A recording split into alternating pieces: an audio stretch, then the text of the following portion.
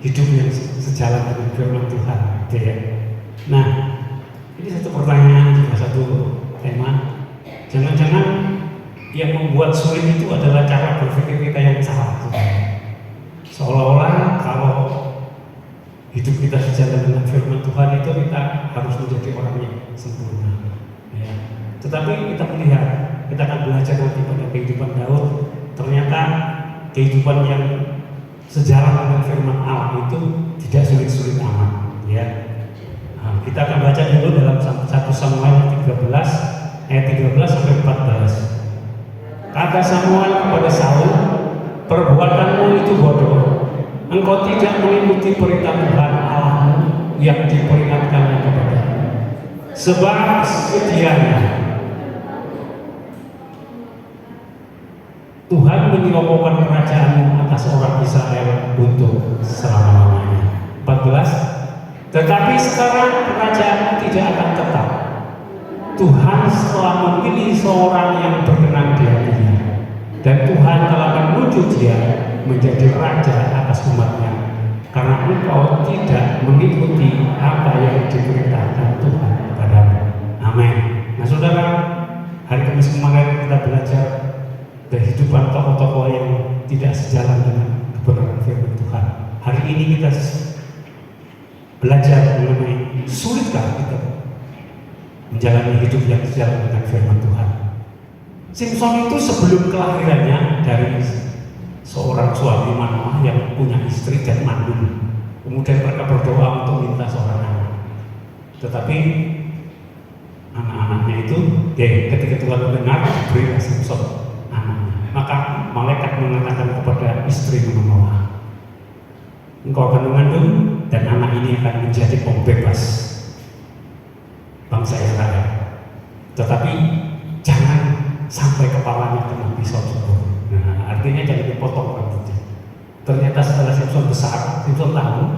Akhirnya Simpson juga hidup tidak sejalan dengan firman Tuhan, sehingga dia menceritakan rahasia kekuatannya, sehingga Simpson jadi lemah seperti manusia biasa dan dicungkil kedua matanya. Nah, dia berarti tidak pernah menikmati sesuatu yang terbaik yang Allah sediakan.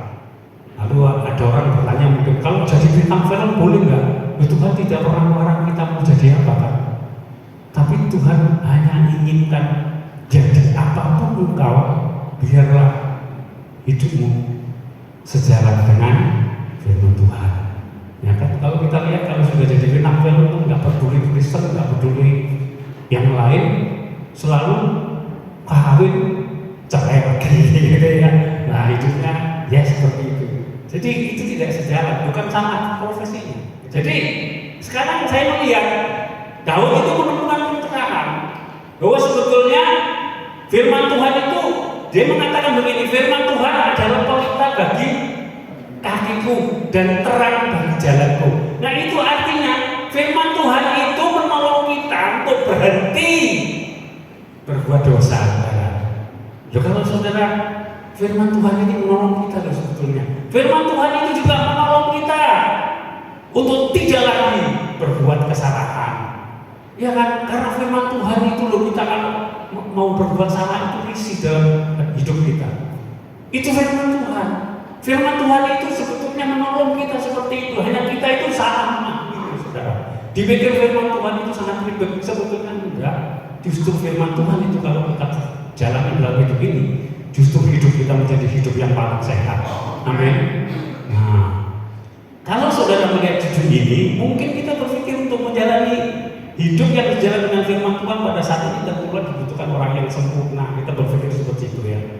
Wah, hal inilah yang seringkali disalah pahami oleh orang percaya. Sehingga saya seringkali mendengar satu istilah begini, saya kan masih manusia. Loh, yang bilang saudara itu bukan manusia, ya sopo. Apakah ada di dunia ini orang yang sempurna? Saya tanya kepada saudara, ada orang hidup di dunia ini yang sempurna? Saya yakin tentu tidak ada. Jadi ini loh sebetulnya yang hidup sejalan dengan firman Tuhan itu seperti ini. Yang Tuhan cari itu adalah orang-orang yang menyadari segala dosa-dosanya dan berbalik mencari Tuhan. Loh, Kemudian yang kedua, hidup di dalam pertobatan. Yang pertama itu kita menyadari dosa-dosa kita, kemudian kita berbalik mencari Tuhan. Yang kedua, hidup di dalam pertobatan. Ini yang dicari Tuhan. Jadi itulah yang dimaksud dengan hidup yang sejalan dengan firman Tuhan. Untuk itulah ya, Allah itu datang ke dunia itu untuk itu. Karena kita itu orang yang Tuhan sudah tahu kalau dia tidak datang ke dunia ini, maka saudara dan saya tidak satu pun tidak ada yang selamat. Itu sebabnya Allah inginkan kita menyadari dosa-dosa kita dan kita hidup di dalam pertobatan. Ya. Dan Tuhan sudah sediakan bagi untuk orang percaya pada Tuhan itu untuk hidup di dalam pertobatan dan menikmati keselamatan untuk hidup yang kekal. Itu. Jadi hidup di dalam pertobatan itu Tuhan sediakan jalannya melalui Yesus Kristus yang sudah mengampuni dosa kita, supaya kita menikmati kehidupan yang kekal. Dari sekian banyak tokoh Alkitab kita lihat, Raja Daud adalah seorang yang sangat berkenan di hati Tuhan. Daud itu menjalani hidup yang sejalan dengan firman Tuhan. Hidup Daud itu menjadi role model. Nah, kita bertanya ya, Pak Paulus, role model itu kayak apa sih? Gitu ya. Nah, role model itu artinya adalah seseorang yang memberikan teladan yang bisa diikuti oleh orang yang lain. Jadi jika dengan kata lain itu, kalau Daud bisa, maka kita juga bisa. Berarti hidup sejalan dengan firman Tuhan itu tidak sulit-sulit amat. Yang sulit itu cara pikir kita yang robot. Tapi Daud berkenan di hati Tuhan bukan karena dia orang yang sempurna. Kita melihat Daud juga ada beberapa kesalahan dan dosa. Apa sih istimewanya Daud? Ya kan? Bahkan Tuhan Yesus disebut sebagai anak Daud. Tuhan Yesus itu bangga disebut sebagai anak Daud. Kita lihat ya, begitu istimewa sebetulnya. Daud memang orang yang pernah melakukan banyak dosa, tetapi sekarang dia sadar. Dan itulah firman Allah yang luar biasa yang membuat kita sadar bahwa kita dapat memerlukan Tuhan, sehingga Daud mulai kembali mencari Allah. Yang menarik dari sikap Daud, ini sangat menarik, kita pelajari, kita bisa. Yang menarik dari sikap Daud, dia tidak marah atau tersinggung ketika Nabi Nathan menegurnya. Walau posisinya itu sebagai raja, Daud tidak tersinggung. Nabi Nathan itu menegur dosa Daud. Nabi Nathan itu tidak tahu kalau Daud itu berdosa seperti itu. Tapi Nabi Nathan diberi penglihatan oleh Allah dan diutus oleh Allah untuk menegur Daud. Itu Allah, saudara. Dan ketika Daud ditegur, itu yang saya senang sikapnya. Dia tidak marah, tapi dia mulai menyesal dan dia mulai berbalik dan bertobat. Berbeda dengan Raja Saul, dua raja yang pertama dan kedua ini. Raja Saul ketika ditegur oleh Samuel, dia bukannya malah menyadari, tetapi dia mencari alasan untuk pembenaran dirinya sendiri. Dan ini seringkali kita kerjakan. Nah, oleh sebab itu saudara yang melayani di sini, ketika kita salah, dikritik, jangan marah ya. Kita berdoa supaya kita itu maju. Nah, lalu yang kedua, Daud itu berkenan di hati Tuhan karena dia setia, patuh, dan bersandar kepada Tuhan. Itu bisa kita lakukan juga, tidak sulit-sulit amat, gitu ya. Ya, tinggal satu. Iya, apa rahasia Daud di dalam hidup pertobatannya? Saudara, untuk mempertahankan hidup di dalam pertobatan itu tidak mudah. Kadang-kadang kita tergoda juga untuk keluar dari firman Tuhan. Tapi Daud tidak, karena Daud tahu hidup di dalam firman Tuhan itu adalah hidup yang paling sehat dan hidup yang sangat berbahagia. Jadi kalau kita tidak sejalan lagi dengan firman Tuhan, Roh Kudus itu tidak lagi akan tinggal di dalam hidup kita.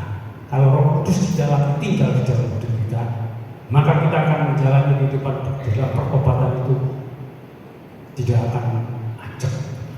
Pasti ada umatnya, ada tobatnya. Kalau kayak lampu dia gitu ya. Nah, kadang nyala, kadang nggak nyala. Saudara senang nggak punya lampu seperti itu? Kalau lagi baca atau nonton TV tiba-tiba lampunya padam, sebentar lagi nyala lagi. Bentar lagi padam lagi. Kira-kira saudara senang nggak? Saya percaya nggak senang juga kayaknya. Ya Tuhan juga seperti itu.